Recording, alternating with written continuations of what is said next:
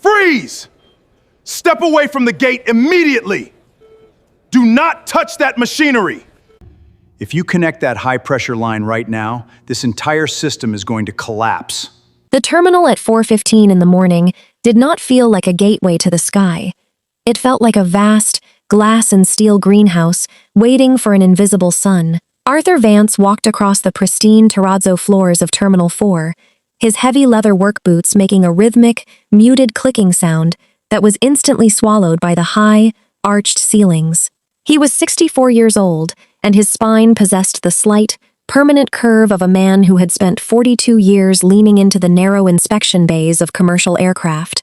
His hair was a thin, gravel-gray crop, cut close to his skull, and his skin had been weathered by decades of exposure to freezing runway winds and the dry, climate-controlled draft of subterranean maintenance tunnels. He wore his standard-issue navy blue canvas jumpsuit. The fabric was stiff, faded from hundreds of washings, and bore a dark, irregular ring of turbine oil around the left cuff, a permanent souvenir from a stubborn fuel pump on an old Lockheed L-1011 back in 1993. In his right hand, Arthur carried his toolbox. It was a heavy, dented steel cantilever model, painted a faded industrial gray. Its surface was a mosaic of peeling, vintage stickers from airlines that had long since vanished into corporate mergers or bankruptcy. Pan Am, Eastern, TWA, and British Caledonian. The box weighed nearly 40 pounds, filled not with the lightweight, modern aluminum tools favored by the younger technicians, but with heavy, drop-forged chrome vanadium wrenches, brass calipers, and custom-ground shims that Arthur had machined himself in the airport's back shop during the winter of 1988. Today was his final shift.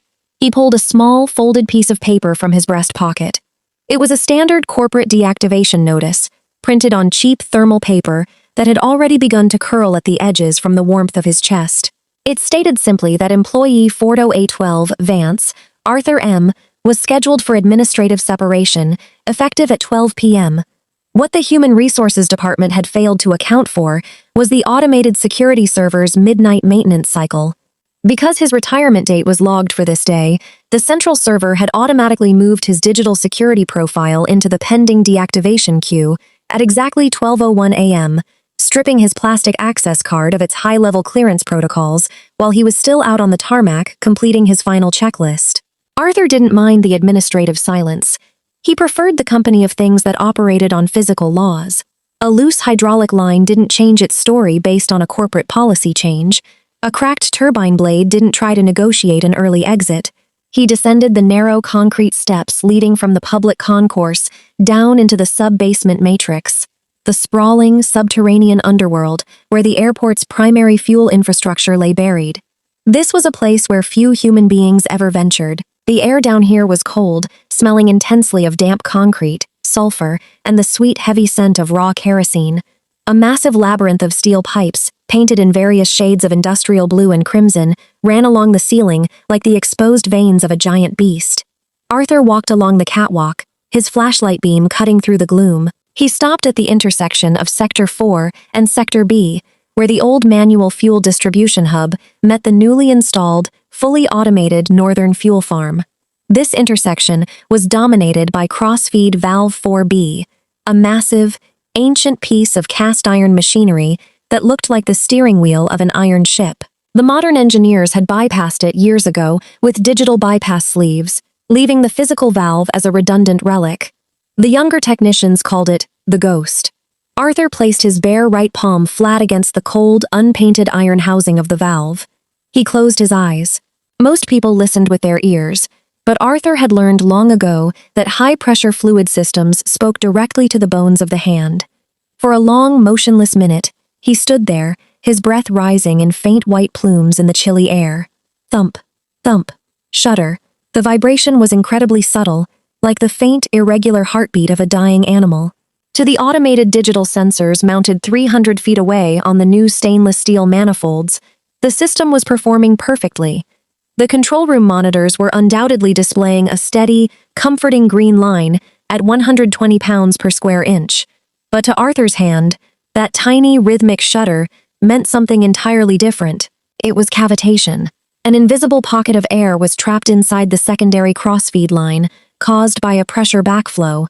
The new, high-velocity automated pumps in the northern farm were forcing fuel forward at a tremendous rate, but the old manual check valves below were creating an unseen wall of resistance. The fluid was fighting itself, churning into a microscopic froth that was slowly eating away at the internal seals. Arthur pulled a small, worn leather notebook from his back pocket. Its pages were soft, yellowed with age, and held together by an old rubber band. It contained thousands of hand-drawn schematics, torque values, and personal maintenance dates stretching back 4 decades. He flipped to the very last page, pulled a stubby carpenter's pencil from behind his ear, and began to calculate the fluid velocity against the pipe's internal diameter. According to his figures, the air pocket wasn't venting, it was compressing. By the time the heavy morning departure rush hit its peak at 6:30 a.m., the pressure inside this specific junction would spike to nearly 3 times its rated capacity. And directly above this valve, hooked into the main subterranean hydrant at Gate 22, was Flight 812, a fully loaded Boeing 777 bound for London Heathrow, preparing to take on its transatlantic fuel load of over 30,000 gallons. Arthur reached for the heavy black radio clipped to his work belt. He keyed the mic. "Maintenance tower, this is Vance. I'm down in Sector 4 at the 4B crossfeed. We have a severe cavitation issue building up. You need to hold all fueling operations at gates 20 through 26 immediately." A long pause ensued, filled with the harsh crackle of radio static. When the reply came, it was the voice of Tyler Vance, a 24-year-old dispatcher who had been hired 6 months prior and spent his entire shift looking at a triple monitor array in a climate-controlled glass pod. "Vance? Hold on a second." Tyler's voice sounded bored, punctuated by the faint sound of a plastic keyboard clicking in the background. "Arthur, your call sign isn't even showing up on my active screen this morning. The system says your ID was moved to inactive status at midnight. Are you even authorized to be down there right now?" "The automated system made an error with my calendar date," Arthur said, keeping his voice flat, steady, and entirely free of frustration. "But the pipe doesn't care about the calendar, son. Look at your digital telemetry for the northern manifold. Is it showing a micro-fluctuation in the return line?" "Everything is green across the board, Arthur," Tyler replied, his tone carrying a touch of condescending impatience. "The automated farm runs a self-diagnostic every 90 seconds. If there was a pressure variance, the system would automatically trip a secondary bypass valve. Look, man, it's your retirement day. There's a sheet cake with your name on it, sitting in the break room upstairs. Just pack up your things and enjoy your morning. We've got this handled." The radio clicked off. Arthur stood in the dim, humming silence of the sub-basement, looking at the silent iron wheel of valve 4B. He didn't get angry. Anger was a friction point, an unnecessary expenditure of energy that solved nothing.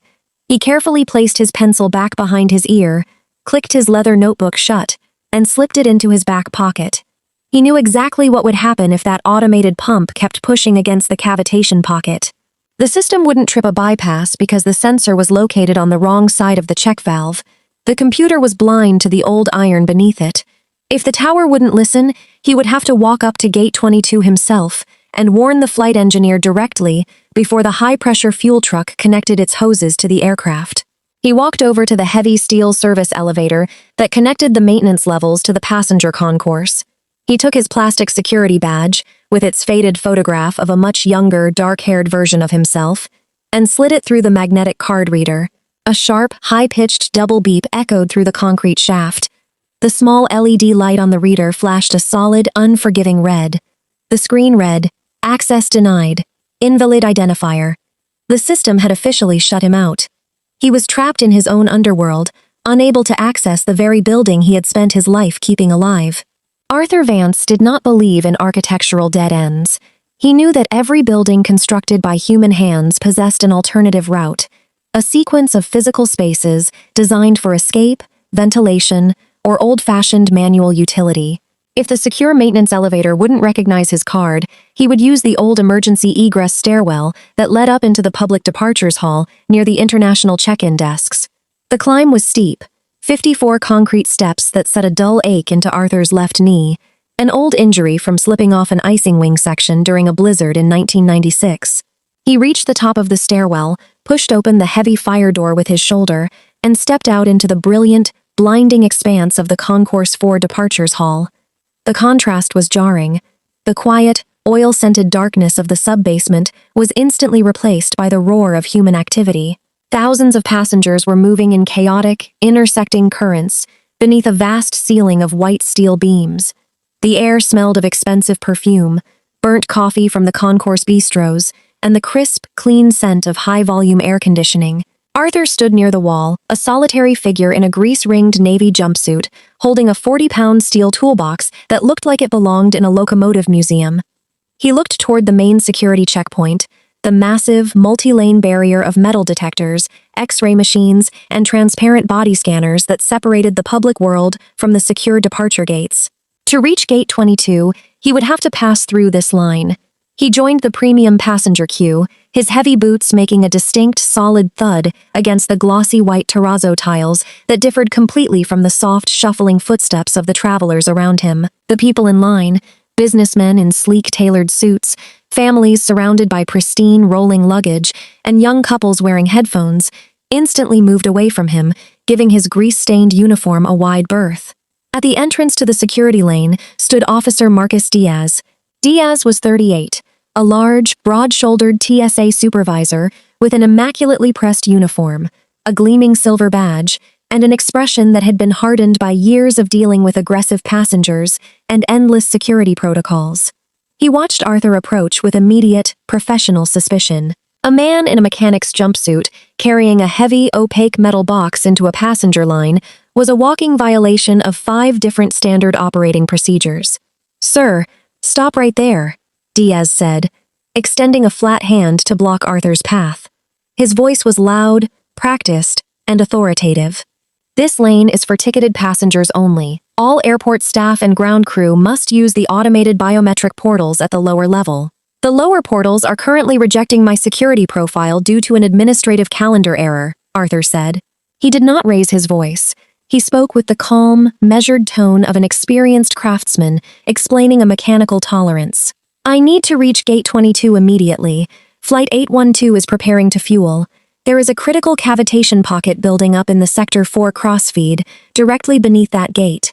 If they connect the high-pressure ground hydrant, the coupling will fail within minutes." Diaz's eyebrows pulled together in a tight, skeptical frown. He reached up with his left hand, his fingers resting lightly on the black microphone clipped to his shoulder epaulette. "Sir, I don't know anything about fuel lines or cavitation. That's not my department. What I do know is that you cannot enter this secure area without a valid boarding pass or an active, verified airport employee credential. Let me see your badge." Arthur pulled the plastic card from his pocket and handed it over. Diaz took it, his eyes scanning the faded photograph before dropping it into his desktop terminal slot. A bright red banner flashed across the screen, accompanied by an electronic chime. "Warning! Account deactivated / revoked profile." Diaz's posture shifted instantly. His feet widened into a defensive stance, and his right hand moved down toward his utility belt, hovering inches away from his handcuffs. "Sir, step out of the line and move over to the inspection table. Your badge is flagged as revoked. You are not authorized to be in this terminal, and you are certainly not permitted to carry those tools past this point." "Look at the digital clock on your wall, officer," Arthur said, his eyes shifting toward the large, synchronized clock hanging above the security lanes. It read 5:42 a.m. In exactly 18 minutes, the automated hydrant trucks will begin their high-volume delivery sequence to Flight 812. The pressure in the manual check valve is already vibrating at an irregular frequency. If that line isn't isolated before the transfer begins, thousands of gallons of volatile fuel will breach the tarmac. "Sir, I am not going to ask you again." Diaz's voice dropped into a low, dangerous register. 2 nearby TSA officers noticed the change in tone and began closing the distance, their boots squeaking sharply against the polished floor. "Put the toolbox down on the table, step back 3 paces, and keep your hands where I can see them." Arthur did not drop the box. He knew that if he let go of his tools, he would lose his ability to fix whatever was about to break. Instead, he reached into his breast pocket with his left hand to retrieve his leather notebook, intending to show Diaz the physical calculations of the pressure spike. "Hands out of your pockets! He's reaching!" Diaz yelled. Before Arthur could pull the notebook free, Diaz lunged forward across the metal barrier. He grabbed Arthur's left wrist with an iron grip, twisting his arm back with a swift, practiced motion that forced the older man's shoulder down. The two secondary officers descended on him from behind, their hands gripping his collar and forcing him forward onto his knees against the hard, unyielding terrazzo floor. Arthur's fingers lost their grip on the heavy steel handle of his toolbox. The gray metal container fell from his hand, hitting the glossy white floor with a massive, echoing crash that sounded like a gunshot in the cavernous terminal. The old, worn brass latch popped open instantly from the impact. Within a fraction of a second, 40 years of specialized, hand-polished mechanical history scattered across the floor. Heavy chrome vanadium combination wrenches slid 10 feet across the smooth tiles, spinning like silver clock hands.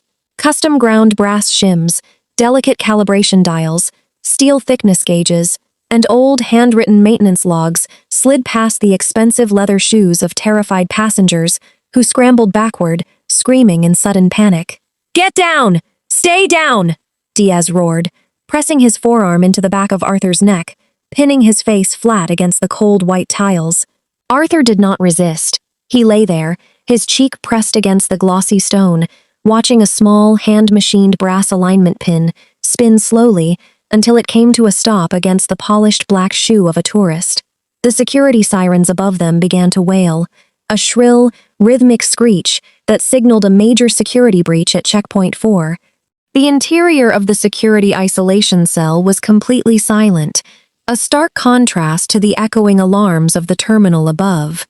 The walls were made of smooth, unpainted poured concrete, and the only light came from a single, flush-mounted fluorescent fixture in the ceiling that hummed with a flat, annoying B-flat pitch. Arthur sat on a cold metal chair, his arms pulled behind his back, his wrists secured by a pair of heavy, black plastic zip ties.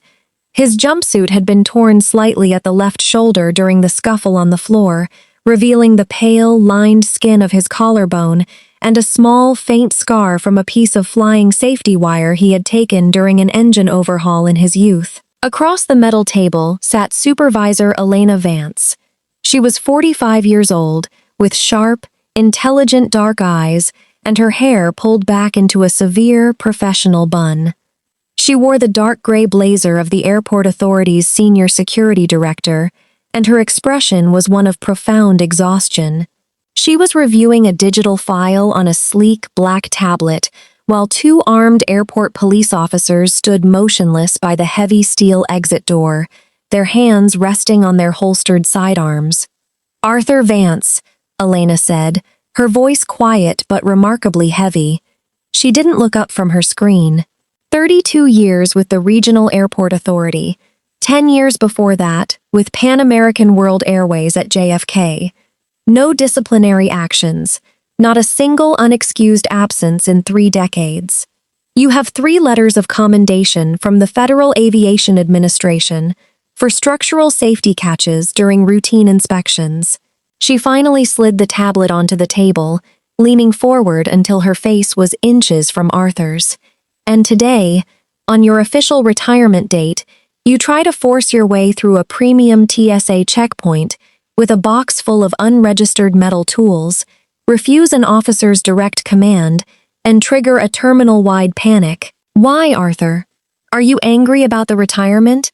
Is this some kind of personal protest against the management? "I don't have an interest in corporate protests, Supervisor," Arthur said softly. He didn't look angry. His face was perfectly serene, his one slightly squinted eye locked onto hers with absolute clarity. "I have an interest in the structural integrity of this facility.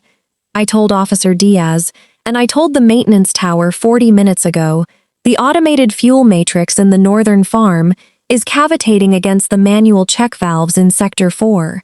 Elena sighed, rubbing the bridge of her nose with her thumb and forefinger. "Arthur, we called the maintenance control room 5 minutes ago. They ran a full system diagnostic from the main computer terminal. The digital sensors are showing a perfect green status. The pressure at the central pump station is completely stable at 120 psi. The operations director thinks you're suffering from a psychological episode. They say it's common for long-term employees to experience severe anxiety or erratic behavior on their final day of work.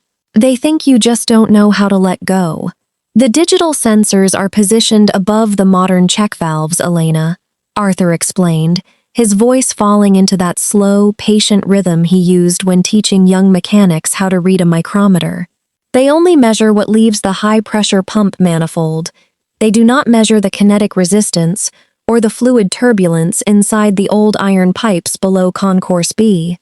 The manual crossfeed valves are physical cast-iron gates. They don't have microchips in them. They don't have wireless transmitters. The central computer doesn't even know they exist because they were built before the modern digital grid was laid down. He leaned forward as much as the plastic restraints would allow, his voice dropping an octave. The computer thinks the line is open because it sees no resistance at the pump head. But down in the ground, the fluid is turning into foam. When that foam hits the high-pressure hydrant truck at gate 22, the air pockets will expand violently. It will create a hydraulic hammer effect. Before Elena could respond, the fluorescent fixture overhead flickered twice, its low hum dying out for a fraction of a second. A sudden, deep, terrifying rumble shook the concrete room. It wasn't the sharp, rattling vibration of an earthquake. It was a massive, low-frequency shockwave that traveled directly through the bedrock beneath the airport. The heavy metal legs of the interrogation table slid 3 inches across the floor with a harsh screech. A distant, muffled explosion echoed through the concrete walls. A deep, resonant boom that sounded like an artillery shell detonating deep underground. Elena froze, her pen dropping from her fingers and rolling off the table. The 2 armed police officers by the door immediately reached for their weapons, their shoulders tensing as their personal radios exploded into a chaotic, screaming wall of static and overlapping voices. "All units! All units!" the radio speaker screamed, the voice of the tower dispatcher completely stripped of its earlier boredom, now replaced by pure panic. "We have a catastrophic structural rupture and massive fuel spill at Concourse B, Gate 22. The high-pressure ground hydrant line has blown out completely. Repeat, we have an active Level 3 hazardous material emergency and fuel fire risk at Gate 22. All ground operations are halted." Arthur sat perfectly still in his metal chair, his eyes fixed on the blank concrete wall across from him. "The seals have failed," he said quietly. "And because your central computer doesn't understand why the pressure just dropped to 0, it's about to do something much worse." The chaos outside the isolation cell was immediate, loud, and absolute. When Elena threw open the heavy steel door, the narrow corridor was already filled with the sound of running footsteps and the distant, rhythmic barking of emergency sirens from the tarmac outside. Through the small, reinforced window of the security office, Arthur could see the main operations floor. The giant digital wall monitors, which usually displayed tidy, color-coded maps of flight paths and gate assignments, were flashing an angry, uniform crimson. Elena's shoulder radio buzzed continuously, a non-stop chorus of conflicting, panicked reports from the ground crews. "Tower to security director," the radio blared. "The automated emergency shutdown commands are not responding from the control console. The central computer thinks the main delivery line is still intact because the pressure sensors at the northern pump station are reading 0. It's interpreting the drop as a massive demand from the aircraft. The system is automatically ramping up the auxiliary pumps to maximum velocity. It's pumping 3,000 gallons a minute into the brake." Elena turned around to face Arthur, her face completely pale, her breath coming in short, quick gasps. "The computer is trying to fill an empty hole," she whispered, her eyes wide with a sudden, terrifying comprehension. "Yes," Arthur said, his voice remaining dead calm as he stood up from the chair, his hands still tied behind his back. "The automation sees a loss of pressure, so its programming assumes that an aircraft is taking on a high-volume load.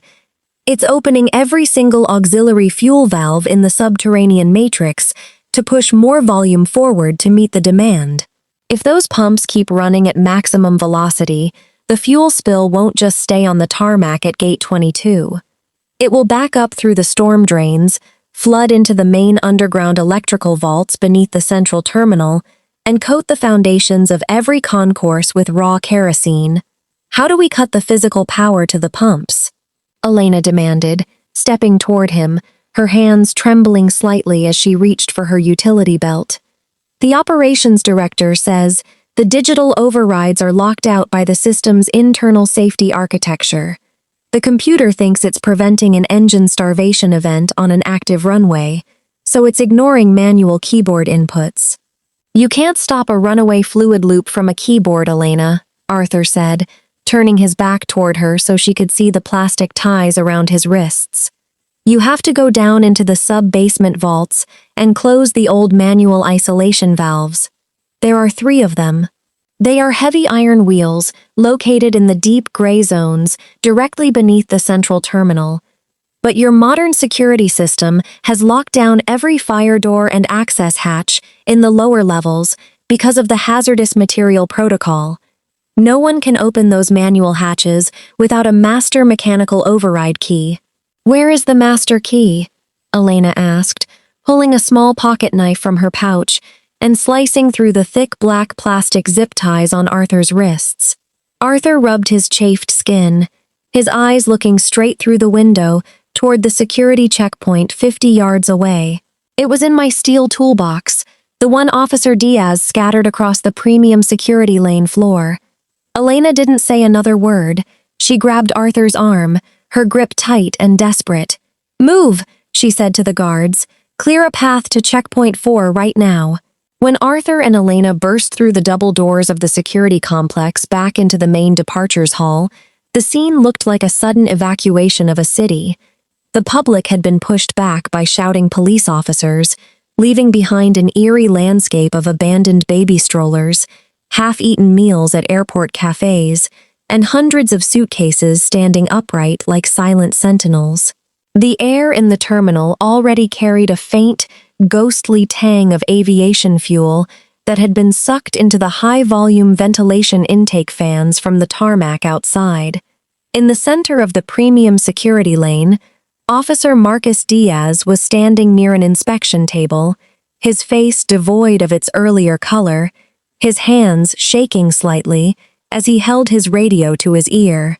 The floor around him was still littered with Arthur's life, the polished wrenches, the old logs, and the calibration dials glinting under the harsh fluorescent lights. "Diaz!"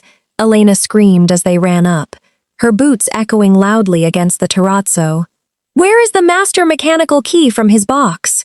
The long brass one with the triple-notch pattern on the spine? Diaz looked down at the scattered tools, his eyes darting frantically across the floor. I don't know, Director. When the blast happened at Gate 22, the whole floor shook, and the alarms went off. We were preparing to evacuate the checkpoint according to the Level 3 protocol. We didn't touch anything. Arthur didn't waste time listening to the excuses. He dropped to his knees among his scattered tools, his rough, grease-stained fingers moving with incredible speed and precision across the smooth white tiles. He ignored his expensive German socket sets, ignored his precision micrometers, and ignored his retirement notice, which had drifted into a puddle of spilled coffee.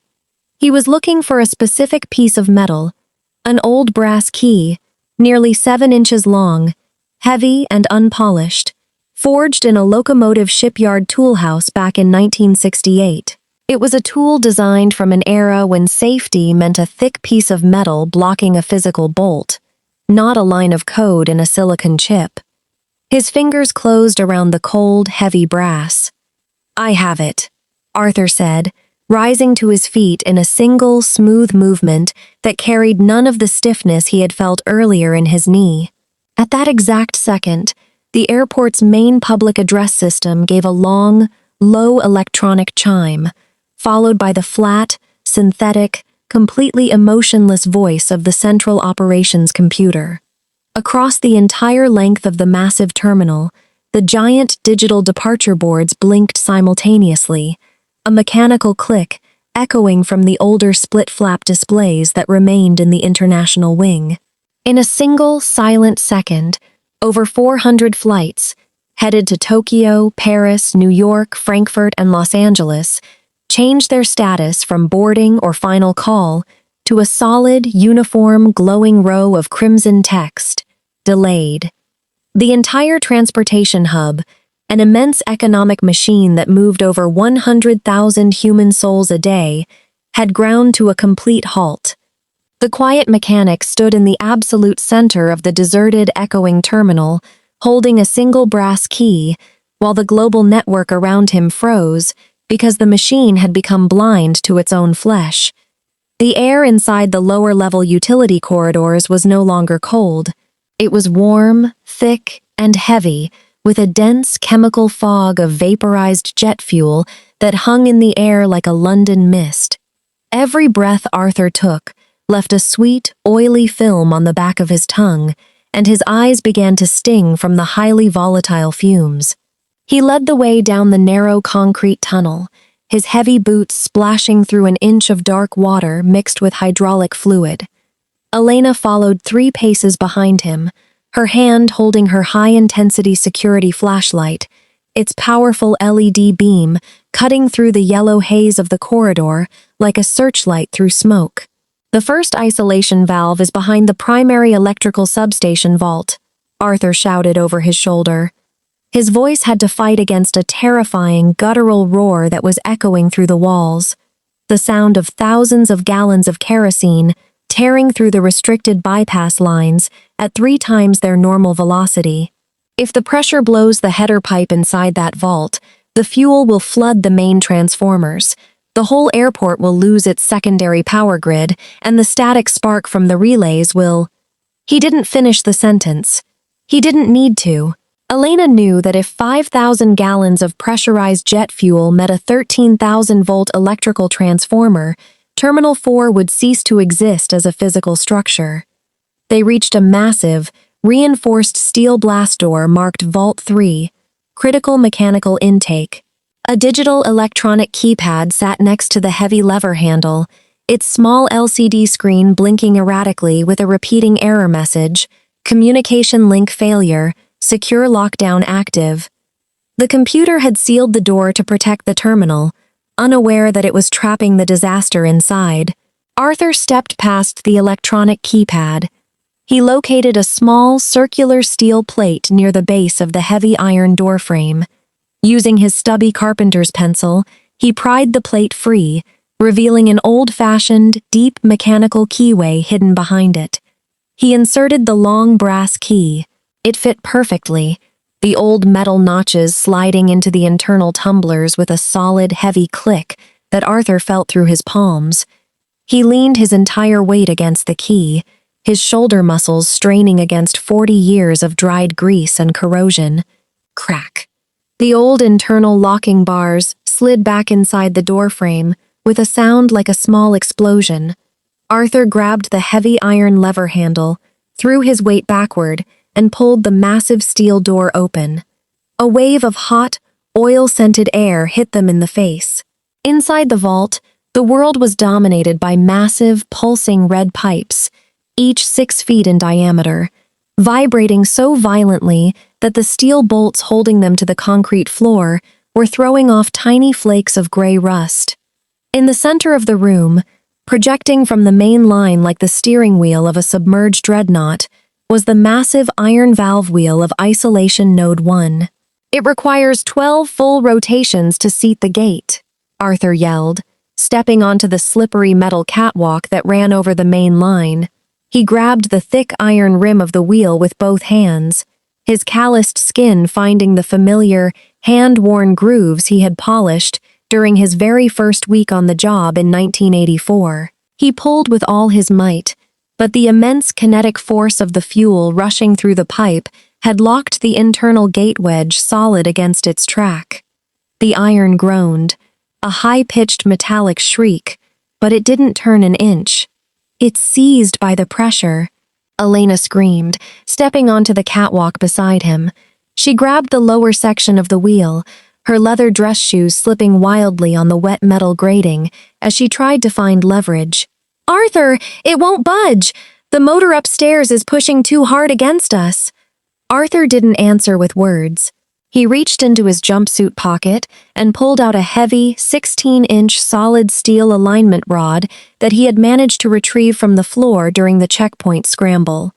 He jammed the thick steel bar between the spokes of the iron wheel, creating a crude but powerful mechanical lever. "Now, Elena, pull!" Arthur roared. They threw their combined body weight against the steel rod. For a long, terrifying second, nothing happened. The steel rod began to bow slightly under the immense strain, and the veins along Arthur's temples swelled into thick, purple ropes. Bang! The internal iron teeth of the valve broke free from their calcified friction lock. The wheel turned a quarter of an inch, then a full inch, then finally began to rotate as Arthur worked it with long, powerful, rhythmic strokes.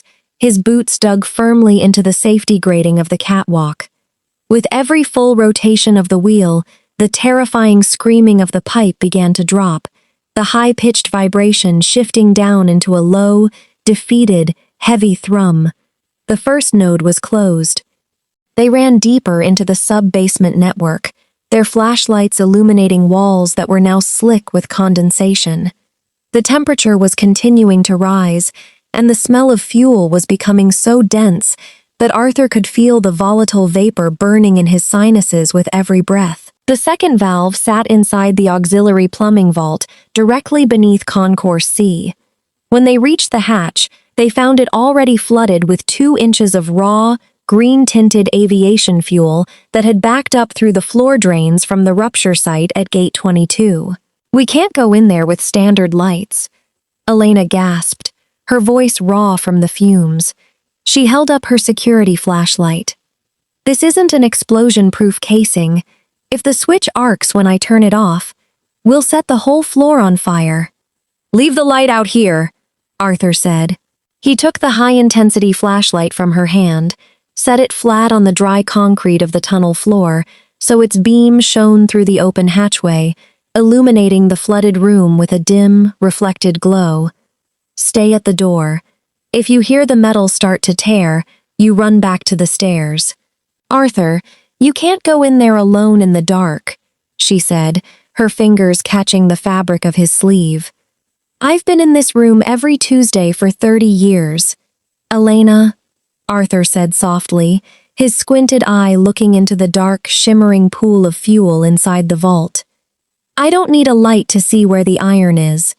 He stepped through the hatchway, his heavy leather boots soaking instantly in the cold, volatile liquid.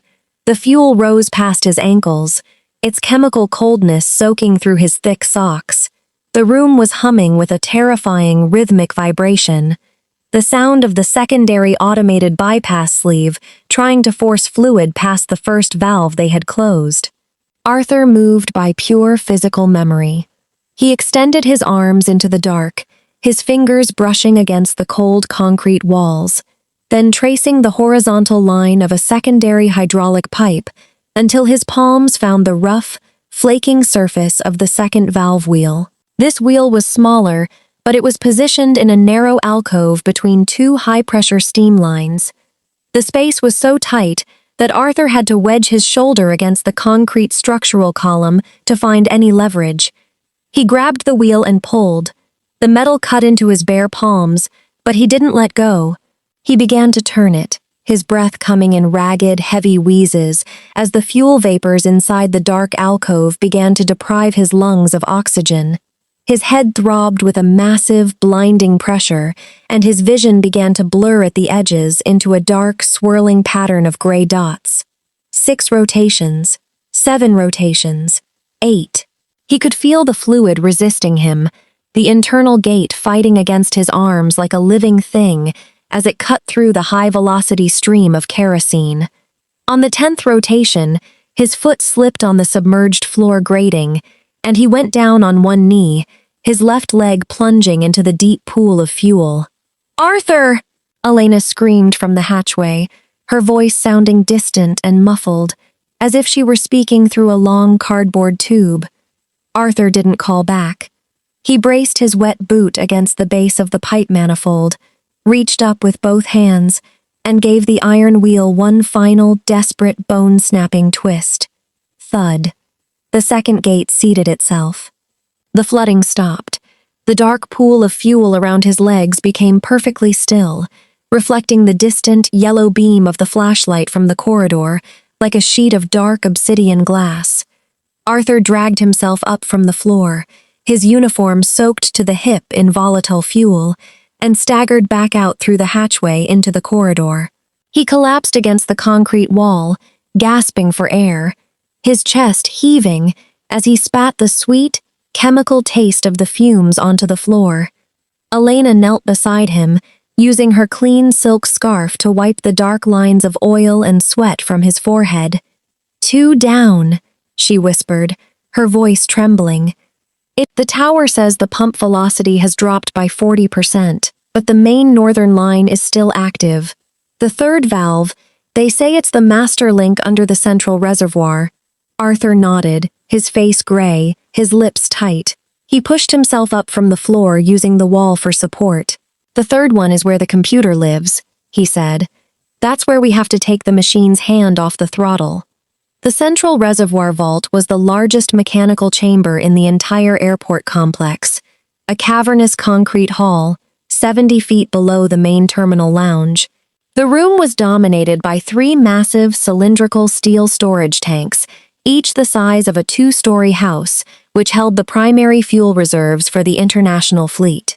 The air in this chamber was vibrating with a high-pitched, electric whine that set Arthur's teeth on edge. The third isolation valve wasn't a simple manual wheel. It was a modern, 5-ton electro-hydraulic hybrid system. A massive, box-shaped digital actuator, painted a bright neon yellow, was bolted to the top of the ancient iron valve casing, like a high-tech parasite riding on the back of a prehistoric beast.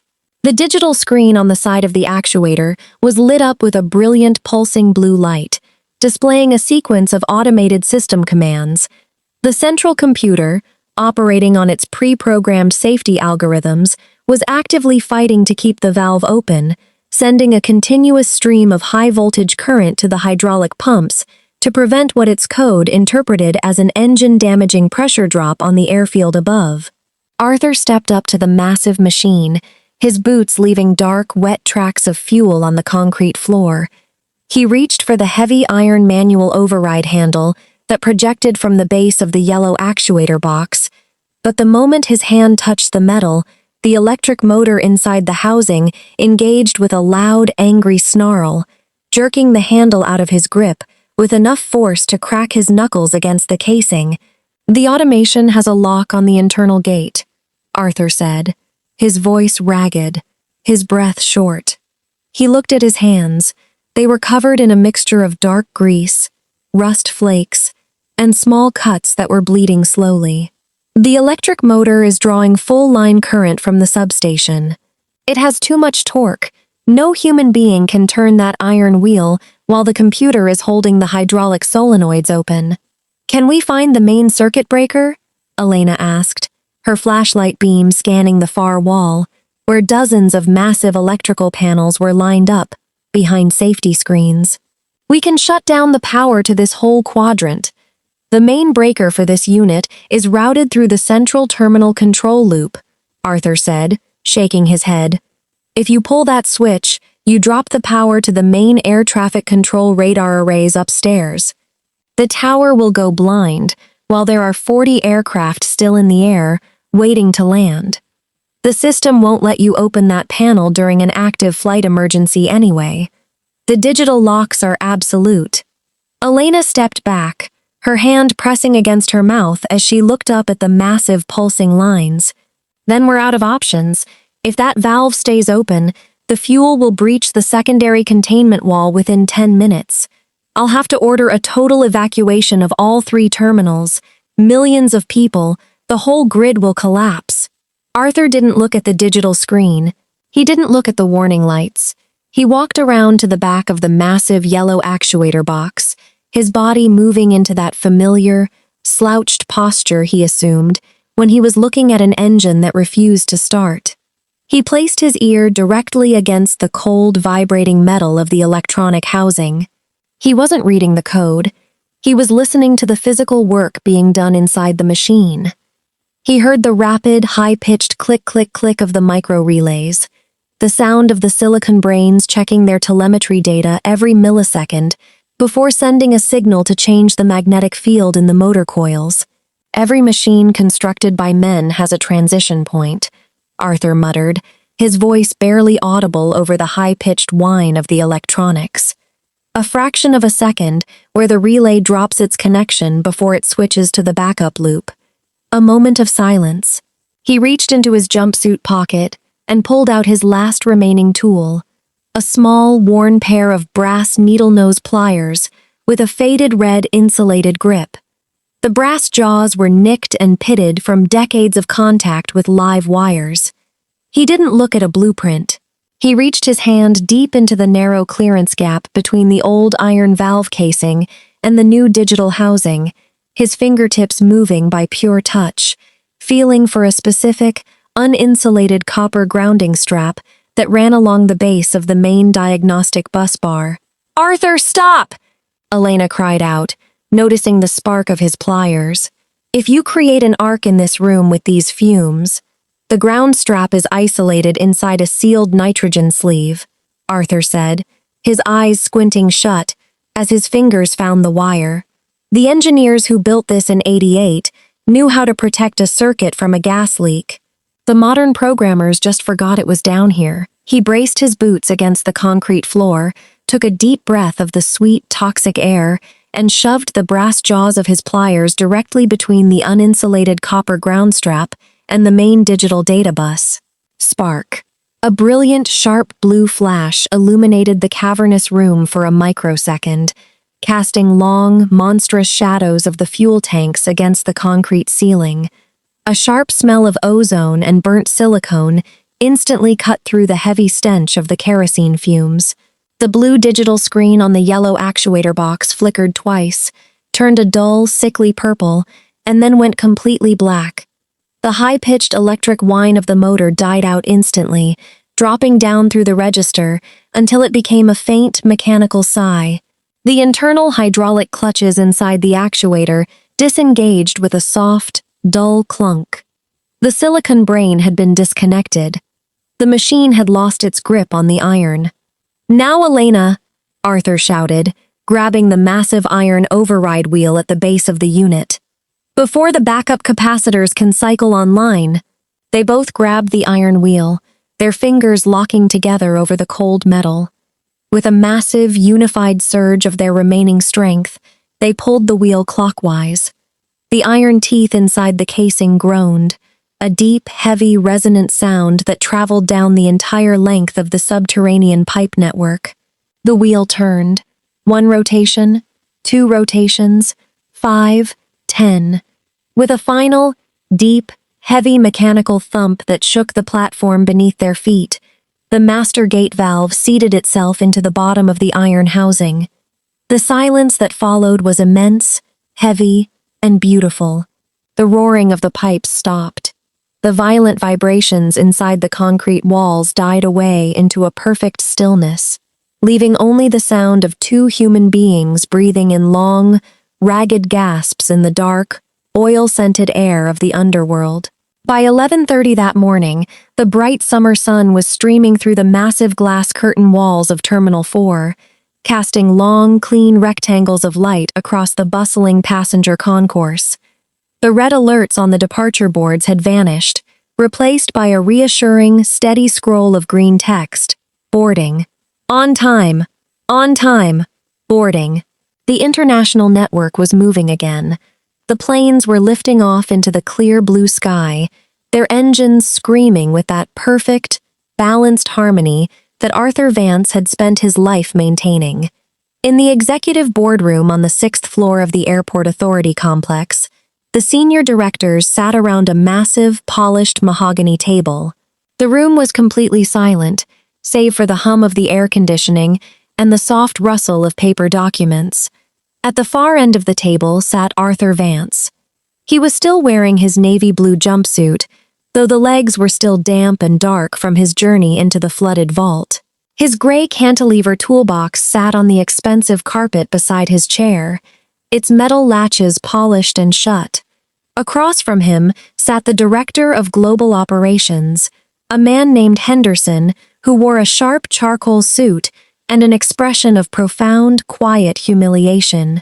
Beside him sat Supervisor Elena Vance and Officer Marcus Diaz, who was holding his uniform cap in his hands, his eyes fixed firmly on the floor.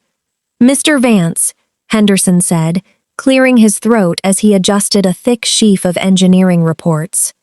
"The preliminary assessment from the structural safety team has just been finalized. They tell me that if you hadn't manually isolated those 3 nodes when you did, the pressure spike would have breached the primary electrical substation within less than 90 seconds. He looked up from the papers, his eyes meeting Arthur's steady, unblinking gaze. "We would have lost the entire terminal's grid. The resulting explosion from the kerosene vapor would have destroyed Concourse B entirely. The casualty list, we can't even calculate it. You saved this facility, Arthur, and you saved thousands of lives." Arthur didn't say anything. He didn't nod, and he didn't smile. He reached into his breast pocket, pulled out the curled piece of thermal paper, his retirement notice, and set it gently on the polished mahogany table. "The automated system dropped my security profile at midnight," Arthur said, his voice quiet, steady, and entirely devoid of bitterness. "Officer Diaz was simply following the protocol that your programmers put into his terminal. The problem wasn't the officer, Mr. Henderson. The problem is that you've built a house where the windows don't know what the foundation is doing." Henderson swallowed hard, his face turning a slight shade of crimson. He slid a sleek, leather-bound folder across the table toward Arthur. "We want to rectify that, Arthur," Henderson said quickly. "The board has voted unanimously to cancel your administrative separation. We are offering you a newly created position, Senior Infrastructure Architect. It comes with a salary 3 times your previous rate, a full corporate vehicle, and an absolute unrestricted master security clearance for every door, elevator, and gate in this global system. We want you to teach the next generation. We want them to know what you know." Arthur looked at the folder for a long, quiet moment. He didn't open it. He reached into his back pocket, pulled out his short carpenter's pencil, and picked up the thermal retirement notice from the table. He flipped the cheap piece of paper over, and on the blank, white back, he wrote a single, neat paragraph in his heavy, blocky handwriting. He pushed the paper back across the polished wood toward Henderson. Then, he stood up from the leather chair, his left knee giving a faint, familiar click as he straightened his leg. He reached down, took his old gray steel toolbox by its worn leather handle, and gave a brief, respectful nod to Elena, who was watching him with a quiet, proud smile in her eyes. "Keep the position, Mr. Henderson," Arthur said softly, his heavy work boots beginning their rhythmic clicking against the floor as he walked toward the boardroom exit. "And keep the money. Just make sure that the next time you hire an engineer, you give him a wrench before you give him a screen." The employee parking lot at the far edge of the airfield was quiet, separated from the main runways by a double line of high chain-link security fences topped with razor wire. The heat waves were rising from the black asphalt, creating a shimmering, liquid illusion along the distant horizon where the sky met the tarmac. Arthur Vance walked to his truck, an old, faded blue 1994 Ford F-150 with rust spots along the wheel wells and a heavy steel tool rack bolted to the bed. He set his gray cantilever toolbox down in the back of the truck, the metal clanging softly against the bed liner with a sound he had heard every afternoon for decades. He climbed into the cab, rolled down the window using the old manual hand crank, and turned the key in the ignition. The heavy V8 engine roared to life with a rough, uneven rumble that Arthur instantly diagnosed as a slightly worn spark plug wire in cylinder 3. He would fix it tomorrow. He had plenty of time now. Before he put the truck in gear, he looked back through his rearview mirror toward the main terminal buildings of Concourse B. In the sky above the glass arches, A massive silver wide-body jet was climbing into the sunlight, its landing gear retracting smoothly into its belly as it set its course toward the Atlantic. It looked incredibly small against the vast open blue of the sky, a tiny spark of silver moving across the face of the world. Arthur watched it until it vanished completely into a high bank of white clouds. Then, he reached over, took his old leather notebook from his back pocket, and laid it gently on the dashboard of his truck, letting the warm afternoon sun shine on its worn, grease-stained cover. He engaged the clutch, shifted into first gear, and drove out through the open security gates of the parking lot, his eyes fixed on the long, empty road that stretched out before him into the quiet green hills beyond the runway line. He had spent 42 years listening to the iron, and now, for the first time in his life, the machine was silent, and the air was perfectly clean. Wow, that silence? That is the sound of thousands of lives saved. Arthur and Elena just pulled off the impossible in the heart of the sub-basement. When the billion-dollar digital grid went completely blind to the catastrophe it created, it wasn't algorithms that stopped the fire. It was raw human intuition, 40 years of experience, and a pair of brass pliers against the machines. What's wild about this moment is the sheer disconnect between the tower and the vault.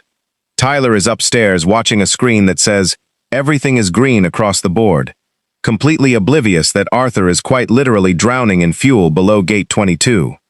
It makes you wonder, in our rush to automate everything, how close are we really to our own cavitation moment? How many crucial foundations are being ignored by the windows looking at the world? Arthur Vance proved today that sometimes you can't teach the touch. But now they are headed up to confront Director Henderson and the entire board. The engineers are about to meet the technician who saved their jobs. Henderson offered him millions, an unrestricted master clearance, and the chance to teach. But Arthur has his own conditions. And that final line, "You give him a wrench before you give him a screen," that is exactly where I need to know your thoughts. Who was right here? Should Arthur have accepted the architect job to fix the automated system from the inside, or was he right to walk away and stick to the iron? This story opens a huge debate on the future of work and technology. Let's talk about it in the comments below. Be sure to subscribe and hit that notification bell for part 4, where the true cost of this fallout is revealed.